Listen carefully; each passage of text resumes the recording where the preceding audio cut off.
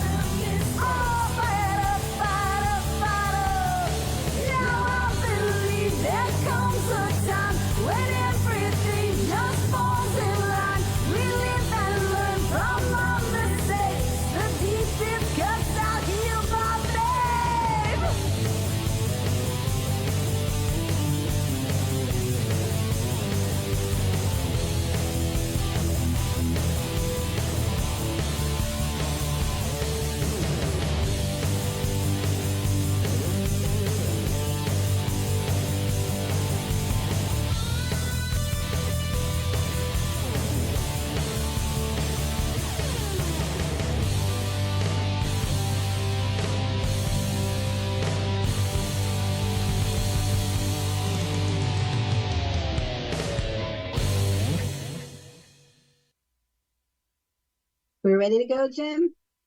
Here we go. Welcome to RenéMarie Stroke of Luck. I'm RenéMarie, and we're so blessed and honored to have Karina, who was our first guest on our first show today, continuing to tell us the story, the continuous story, because it really is a miracle and really a God story that she is here. She's still doing her God work. She's passionate about it. So we're so blessed to continue this conversation.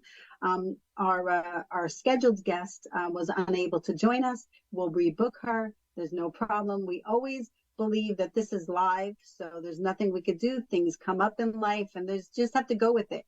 But in my world, I believe that God wants us really to highlight Karina's story and really to stay on this topic because it is so vital on this World Stroke Day. So we're so blessed. Before we get to Judy rereading Karina's story, her press, I want to share with everybody that today is, like I said, World Stroke Day. Jim, can you put up that slide about World Stroke Day? World Stroke Day is such an incredible, important day in our lives, a Stroke World Day, because it brings to light that it's not prejudiced. Strokes are not prejudiced to the fact, it doesn't pick and choose. You could take it down, Jim. It doesn't pick and choose who is going to have a stroke, who's not going to have a stroke, what color you are, what religion you are, what time you get up in the morning, what you eat. It doesn't matter. It really doesn't matter. Strokes attack at any specific time, at any specific age, and that is why we share, and Karina as well, she's on this show to tell people that it doesn't matter what age you are. Strokes can happen at any age and any specific time. And that's really the importance of World Stroke Day. And it just ties in that, like I said in our first show, that we didn't put together the fact that we were booking Karina, and her story was she had a stroke in Puerto Rico, which I just believe is another wink from God, that this story was meant to continue on in our second show. She suffered a stroke in Puerto Rico, which, we'll share a little bit more as we go on. She has something she forgot to share in the show as we continue on, and I wanted to remember that and bring that up first. But I do want to share some exciting stuff in our foundation world, in our Stroke of Luck world. Is next week is our 9th annual telethon. Jim, can you put up the slide for our 9th annual telethon? Jim? Okay. Jim will put up the slide for our 9th annual telethon, and you'll see that we have an extraordinary guest list. We're going to keep it downsized a little bit this year, because this is really, this is really the kickoff of our 10th annual telethon. And we hope and pray, you could take it down, Jim. We hope and pray that everybody that was a guest on our Stroke of Luck show. That's a guest on our was a guest on our telethon. That we're be ready, because Judy and Ginny are going to be contacting you to invite you back to be a part of our Stroke of Luck shows, to do a video for us, to be a part of our 10th annual telethon. This is really a celebration of the entrance into our 10th year, and where we've come from, what we've learned, where we've been, and where we're going in the future. And we cannot wait to start this ball rolling next week. So please join us at 9 o'clock next November 5th to join us for our telethon, our 9th annual telethon. We are extraordinarily excited about the next year to come, and you'll be let in a little bit at a time to what our plans are. But we're so excited. We're so excited. So we hope you'll join us, and just for the next year, because it's going to be a ride. It's going to be a ride, and we just can't wait. So thank you so much for joining us today. Thank you to Judy and Jim and Ginny and our entire board. We're really going to have everybody do a little video. You'll get to know everybody. You'll get to see where they've come from, how they became part of this world, and their personal missions for the next 10 years, because it's amazing. I can't believe that it's been 10 years we've been on this ride, and it's been an extraordinary ride, and we're blessed to have Karina on this show to talk about her experience. But Judy, I'm going to let you share Karina's story again, then we're going to fly right into continuing the story. And Karina, don't forget what you just shared with us that you forgot to mention in the first show. Go ahead, Judy. Welcome back, Karina. We're so happy to have you on our second show. It's a God thing. Yes, it is. Karina Seda is the founder of Living Without Limits. She is a life and health stroke coach, helping caregivers with their loved ones become independent from a stroke so that they can thrive without limits, and had previously suffered a hemorrhagic stroke. Karina has a background in medical emergencies, BA in human communication from the University of Central Florida, and trade certificate of medical emergency studies from Vocational School, Puerto Rico, and knows what it takes to recover from a stroke and support those going through the recovery process. Welcome back, Karina. Glad to be here. So Karina, you had shared when we were in the Zoom green room waiting for the next show that there was something important that you forgot to bring light to. So if you can continue there, we'd appreciate it. Yes, a great thing to share and create awareness around it is when we are in the hospital, and some of the cases survivors experience or are in the what we call coma, or we are intubated, right? In that moment, I was sharing with, before we jump in on this second show, that the last things humans lost, the last things we lost is our consciousness, because we consciousness, right. And also the ability of listening.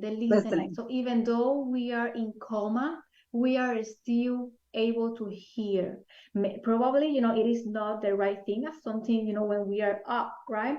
But we are still here. And one thing to share with you all, to have in consideration and prepare us for these situations, is that before the stroke happened, my mom and I set this strategy where the way to communicate in those scenarios is that if we press one time, means yes. If we squish or press twice, means no. So this is a great strategy to have in place, so the caregiver knows that the survivor is still alive. They are still here. We are still here. So that was a way where I was able to communicate with my mom and let her know, hey, I am still here. Right. So we are able to ask questions and have them, you know, press, tell me this, and yes or no questions. Press me, you know, if this, da, na, na, na. So one press means yes, two no. That way I was able to let my mom know, hey, yes, I am still here. Mhm. So one of the for the people who haven't experienced this yet or haven't experienced this for the glory of God, right? So the reason why is that when we are a specific time frame in this coma or intubated, we also receive, we in some of the cases we need to have a decision, right? So in some decision is like, hey, we need to you know, to take out the when we are intubated, or the machine and things like that. But before taking that decision, it would be a great thing to know if they are still here.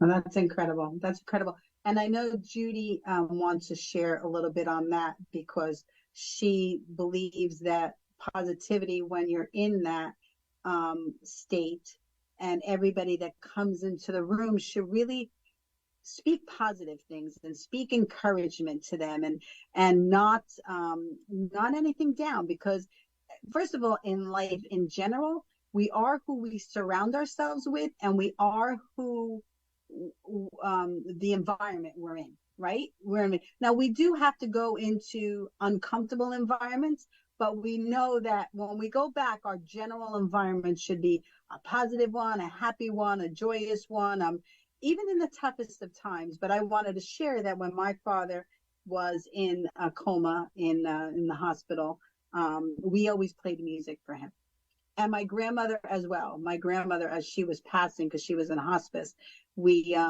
put music on for her, because to me, music is an intricate part of putting your mind in another place and really bringing joy to you as a person. But Judy, share a little bit about why you think positivity is important in when you're in your family, because your father was in a coma as well, right? Yes. My father had just come out of the coma, actually, and my first cousin went into the room, took a look at my dad. Now, my dad had suffered a hemorrhagic stroke. He was paralyzed on the entire left side of his body. That's a brain bleed that he had. And it never occurred to me that anyone would come into the room and say anything negative. Can I say what she said? No, don't. Okay, Yeah, but yeah, we don't okay, want. but she Yeah, said but something it very, wasn't. Yeah, go ahead. she said something very negative. And I took her out of the room and I said, please do not come back unless you have positive things to say, because he hears you and you're upsetting him. And I used to take my dad to hear music. After he was in the hospital and they said he has to go to a nursing home, I made sure every day I took him to hear music, and then I played the music that he enjoyed, which was from the 40s. I put it all on tape and played all his favorite music, and he really enjoyed it, and he would tap and, you know, try to keep up with it. And it just put a smile on his face. And it's very important to always be positive when you're visiting someone who's in that state, who's had a stroke or a brain injury or anything that's really serious. Go in there and be positive and smile and say positive things and talk about positive memories. Mm. It's hard. It's hard because we understand that when someone suffers something, but we're talking about strokes, that it affects everybody, right? It affects your whole family. And I don't know how Karina feels, but I feel it was harder on them than it was on me, because I was going through it. I knew like somewhere in the back of my brain, I knew I was getting through it. There was no doubt. Like, no was not in my vocabulary. There was no doubt I was going to get through it, and I was going to be okay, and I was going to be able to function. It was just a knowing, the same way that when we went up to God and God spoke to us, and we felt that knowing, like we knew, and I just knew. But to me, it was I remember seeing the looks on my father's face and the look on my sister's face, and like they had no idea. This was all new to them in the stroke world, because we had no history of strokes in our family. So it was hard. It's hard on them. So you're right, Judy. When they feel that way, they should, just remove themselves and just ask them to, only speak, kind words. And if you have anything that you want to say, please just say it outside the room, because we understand. Karina, how did you feel when you were going through it? Like, did you have that same mindset that you were gonna make it through? Yes, definitely. I relate to that as well. And as you mentioned, it influenced all family members. We all are in the same boat, right? For the survivor and for the caregiver. The caregiver is the one who see us in bad day, in good days. They knew they are used to, right, to see us like we were before. So there are different things how this impact both parties, but we are all 24/7 in the same journey. We are living it, we are both there, as well as for people who have children, their children are impacted as well, influenced, when they see that mom, hey, before you used to do this for me, and things like that. And I always share that depending of the age, they are seeing us. They are, even though we had a stroke, even though we are still moving forward, or there are situations where they don't do nothing, they are still seeing us. People are seeing us. And I share this with everyone, not only our family, but when we go out there, we also impact people. When I go to a store, when I am walking, we are, there are things as well that is why, again, I will share this, that we have a mission to accomplish, not only with our family, but also for our routine, or the places we go to, the people we talk to, our doctors, for example. Another thing, how to impact them, to see what we are able to do, if we have the right things as well. A lot of things involved. Yeah. Did you have anybody look at you differently? Yes, a lot of things. Let's touch on that, because I through the years, you can't, unless you see me walking, limping, I limp when I get tired. Sometimes I'm better in heels than I am in flats, because it kind of keeps me more balanced. But when my heels get a little, because of my balance, my heels get off balance. Anyway, so I kind of limp and stuff like that. Not, but you would not know it unless you were watching me. Like sometimes when I perform, people look at me and go like, what, you're going to trip, you're going to fall. And I'm like, no, it's just a stroke thing, like it's not serious. But sometimes when I also, like when I get tired and I can't think properly because I'm tired, people look at me like, what is wrong with her? And I got to share what Dominic Cordelesa gave me the tools to share, like, would just say to them, I'm not able to answer you right now. I'll get back to you, and just walk away, like end it there, so that, not giving the opportunity to not look in control, so that people don't, think that less of me, especially in the business world. So how did people look at you differently? Wow. From from a little bit going back at the beginning of the journey, so many ways we can talk about this, so many ways. And one thing, the first thing that came to my mind is education, and that is why awareness is very, very important around this, because we live in a world, and depending where you are living, we have different cultures, for example, different ways of seeing things, different ways of doing things, and we can face this in different scenarios and in different ways, not only when we are walking, when we are acting, the things we are sharing, the way we are talking. So from the beginning we can see these people sharing, like one of the words or statements we hear on this journey in most of the cases, and it is not to go, in the to being, negative or something like that, but what is real, what is happening. For example, in my case, Karina, you need, we were prepared for the worst thing, the worst scenarios, not going back to school, not going back to work, no walking again, not going back to, I was going to stay on bed for the rest of the life. So different things, different statements we hear. When we start walking, even with a cane, we still can see people that they believe that that is the only thing we can do. We only can walk with a cane or sit in a wheelchair because we are stroke survivors. So we can see that in that aspect as well. Even when we are in a school or in a work environment, we see these other things. What are you able to do? So here we need to educate as well. Education is very important in these all areas.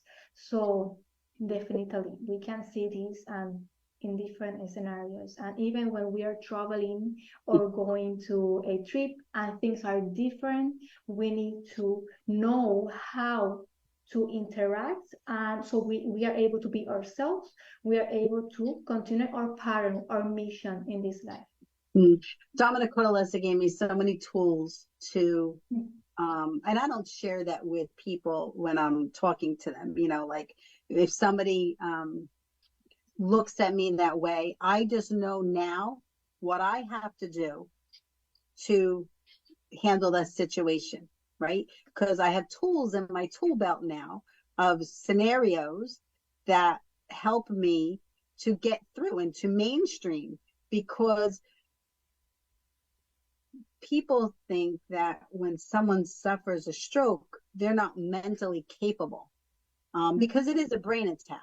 And that is true in some aspects, with some cases that they're more affected by the stroke than we are, than some people. But I think it's a one-on-one basis. I mean, this show was supposed to be about, speech discussion, right? So talk to us a little bit about, when could you talk correctly, and how long was it that your speech was impaired? All right. So I was mentioning before, in my case was the left side, right? The left side of the whole my body. And so over there, I had to start to know how to swallow, right? To be able to the things on that case. So and people, excuse me a second, people wouldn't understand that swallowing, if you swallow and it goes down the wrong path, it could go into the lungs. Yeah, like it's not just about swallowing as a general term. It really is important to swallow correctly, because like Judy said, it can go into your lungs. So, and that's why you have a feeding tube until they really feel you could eat something. Yeah. So I'm sorry, Karina, go ahead. So it's what more that training, we start, in my case, was not exactly how, to be able to talk, because I remember when they when I was intubated, when they took out the machine, I was able to, how I was able to talk at the moment, tell or mention my best friend name, but that how And even though I was able to talk slowly, it is very important in that case to educate caregivers, hey, we need more time to process, to do, the things, the thought process as well. And it's not only the vocal, being able to A, B, C, but also, the memory, the things in place for us to be able to communicate that way. A communication at the beginning and being able to train yourself and also to communicate back Yeah. here. And accommodations, I use accommodation when I went back to school in Puerto Rico. Everything was Spanish, but when I moved here, I learned second language. That was possible as well. The things, bilingual, a bilingual person. For people here, where I live, there is a lot of bilingual people, different cultures. So that aspect is more in my case where I need to educate, to train, to be able to express myself, being able to share the things I want, because this is another aspect. When we are in the stroke journey, if we allow this other mindset or lack of education dominate us, we start creating things about other people, and we start living with those things. So there is where we need to work on as well, more in that communication aspect. If the person it is some of them we lost speech completely, we need to start again hearing. And just as you mentioned before, I know about people who use music to Yeah, it's a different part of the brain. So exactly. So there are different ways to work on that aspect as well. Yeah, it's music and memory. Yes, Very important. we had a few people on the show about music and memory as well. But it's very interesting that that you say the word processed, because that's something that I tune into. Like I said, when I get very tired, and I've gotten better over the years, it's like a softball. It's like practicing. The more you practice, the more you practice, the more you practice, the more in tune you get. And I do believe that what you do in your life prior to any health situation can really help you in the fight. You really need to educate yourself. You really need to be in the best health you can, so that when you go into that battle, which can be a stroke, it could be a heart attack, it could be whatever it is, those dynamics help you to recover. And with me, I know I was just no was not my vocabulary word, and I just was focused on getting done, and I couldn't talk for a while. And what really affected me was, for 2 years I couldn't sing. And to me, singing is everything in my life. Not everything, but in a very important aspect in my life, and I couldn't sing. But now I can remember millions of songs, words, and I try to stay in gear with, just continuing to keep your brain active. And that's an important part, to really keep your brain educated. I see that in the lifestyle world, because I work in a community world, that it's really important for, and I'm 60, so I'm not speaking out of line, people 60 and over have to keep reading and doing puzzles and watching educational shows and talking. And that's why these lifestyle communities are really important, because they keep people socializing and networking and talking and active and fun. And it's really an important part of the world. It really is an important part of the world, So Karina, tell us what you're doing today. What we know what you're doing, but what do you do on an average day? What do you do? Where do you go? Tell us a little bit about your story right now. my story right now, after I was able, to finish a bachelor degree, Wow. to run that. It pretty much it was almost a master with all the things, the minors, the alternative classes, and all that. But definitely, nowadays I am honored, right? And I am grateful to mention that I am a certified health and life coach. People Wow. know me because of my experience or because of my background. You are a stroke coach. So health and life stroke coach. That is what I do every day, helping people from preventing a stroke. Once we identify the symptoms we share, there is a possibility for us, a few things, high blood pressure, for example. So are things to work on and being able to prevent as well, preventing work prevention. So that is one of the things I do as a health and life coach, also known as a health and life stroke coach, helping people. My focus as well, is to help them become independent after a stroke. But to answer your question, what I do, people reaching out as well, hey, what are the things we can do to keep us healthy? That health is very important. One of the things you mentioned that took my attention to share and create awareness around, Rene, was when you mentioned information. It is not only information. This is a phase where we stay stuck, and we see this, that people stay stuck for years. I am just looking. I am just searching, when we need to do the work, when we need the things to keep moving forward as well, is one of the things to create awareness.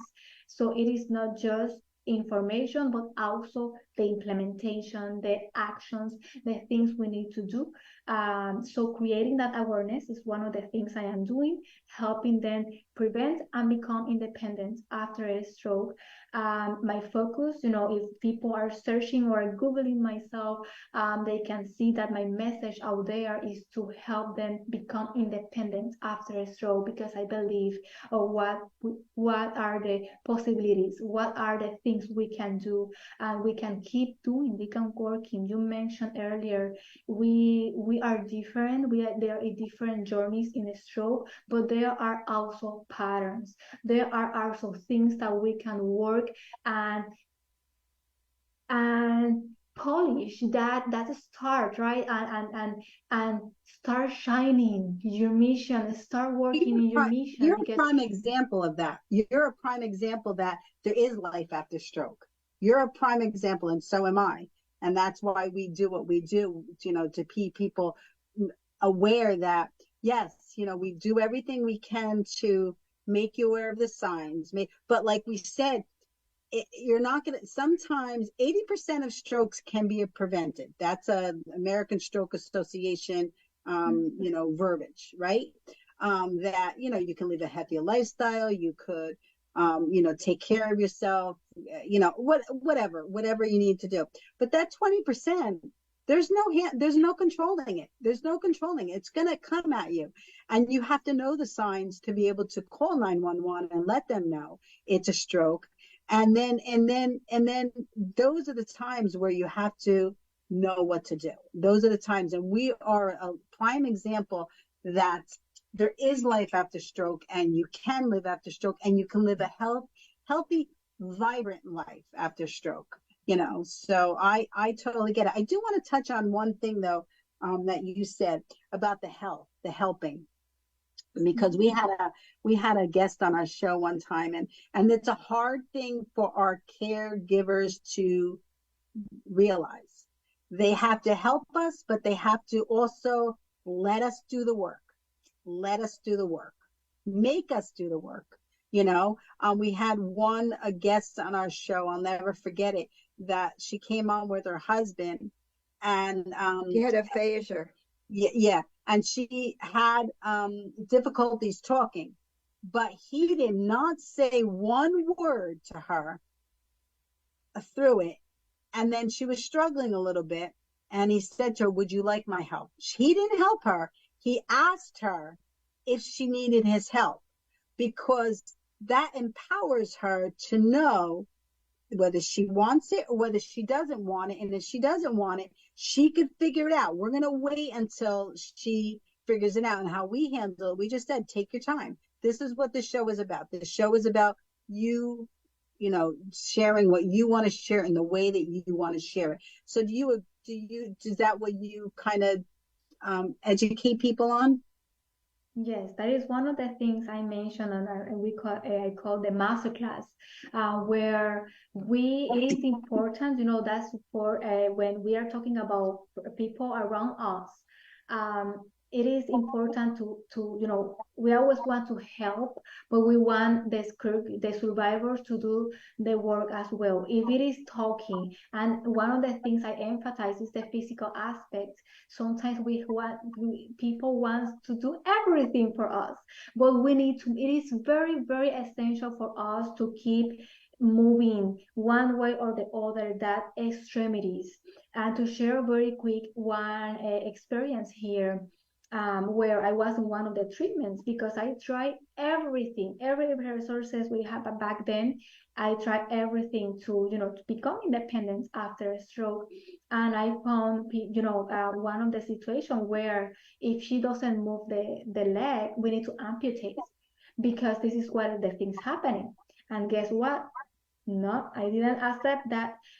So that is not going to. So once we start doing, we need to move it. If it is, reaching out or moving the things, because of that, we don't want all survivors, because we are not moving one part of our body. Hey, we need to amputate, but the circulation is essential on the extremity, and that is one of the why we emphasize that movement, and they need to do the work. So one thing that I want to mention is, I'm sorry to interrupt you, Karina. When you're a caregiver and you go into the nursing home, or you go into the room of the person who had the stroke and they can't move their leg, you're the caregiver. You could massage the leg, you could lift the leg up, you could to the knee, you could stimulate that part, the arm, the leg, the foot, and encourage the person about it and keep doing it. So in between physical therapy, you could be there as a caregiver helping.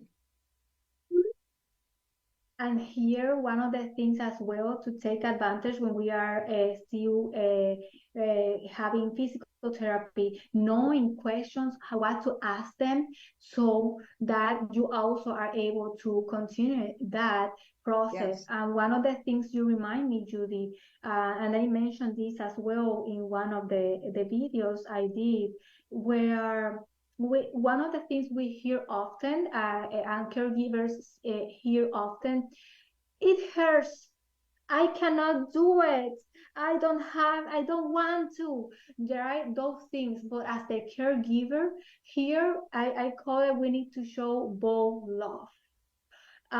So we need to help do the work, but also when we hear those things, we need to see both parties and educate ourselves how to be there, but as well supporting them the right way, let's say, put it that way. So that both love is very important as well as the caregiver. You saying love, right? Bold love, yes. Pure love? Bold love. Like when bold love. Bold love?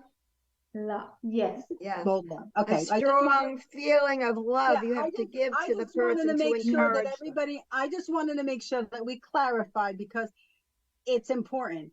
That that's like the most important thing that I think is in life, is to show love and be love and try to, always be in that mode. It's hard, but we should always try to consider other people and to be loving to other people. So so I just wanted to make sure that they understood. So you're saying bold love, I just wanted to add something. my father had trouble speaking. And when I was leaving the nursing home, I had put a phone and an answering machine near his bed. And when I would leave, I'd say, Dad, I'm leaving. I'll call you when I get home. And I would call. Now, he could not turn over or reach for the phone, but he had the reassurance that I was home because I said, Dad, I had a wonderful time visiting you, and you're getting better, and I'm looking forward to seeing you tomorrow. I love you. And he would say, people who were in the room, a nurse or the other patient in the room would say, he would say, I love you too. I Aw, couldn't hear it, but I was encouraging, and that's a form of love too, to be able to call and he hears even if you don't have an answering machine, all right. just the phone, and you call the room and you say, Dad or Mom or whatever, I'm home. I visited you. I'll see you tomorrow, and I love you. No, that's an incredible way to end this show. We're going to end a little bit early because the Jim, our executive director in the technical entity director, I know everybody knows has a spinal situation. And he took medicines today, and thank God he was able to come into the studio today. So we're always considering everybody in our world. And I know I see him back there. So we want to make sure that everything is okay, and we want to give him a grace today. Because next week is our telethon. Yay.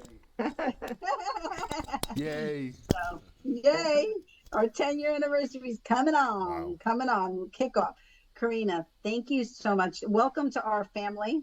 We're so privileged and honored to have met you, and your energy and you just exude it. You do. You exude it. You exude the positivity and the love and just the hope. I think that's a great word for you, hope.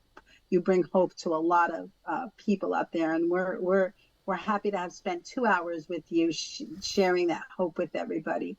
Judy, do you want to share anything before we fly out? I just want to thank Karina, and I want you to know, Karina, that we will be in touch. Yes. Thank you so much. Oh, and maybe one other factor should be mentioned. Be fast. Be fast is the number one thing to remember. Those two words, B, for balance, is the person's balance off. E is something different, wrong with their eyesight.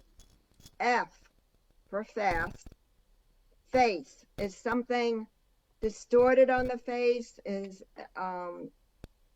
you're noticing anything about the face. The arms, can they extend both arms out? If not, that's a sign. S is the speech garbled. If the speech is garbled. T, time is of the essence.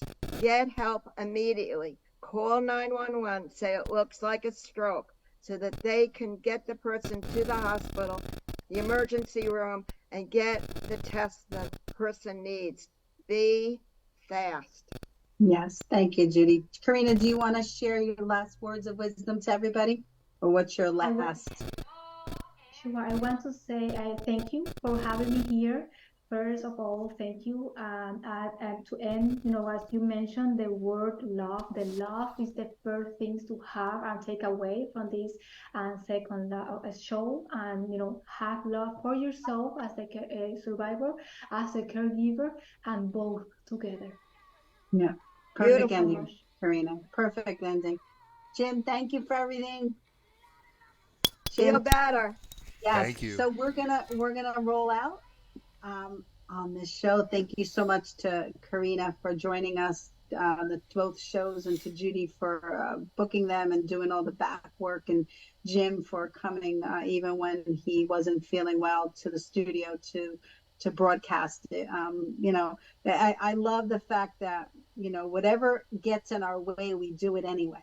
And we hope that everybody grasps that from us. That's why I always like to share with everybody the truth of what's going on, because last time we did a show, I had a lot of challenges going on in my life, but I had to come on with a smile on my face, and I wanted everybody to know, and that show was about something, and I wanted everybody to know that, yes, I'm here, I'm doing what I got to do. Nothing is going to stop us from educating people, from doing our show, from spreading awareness on strokes and aphasia.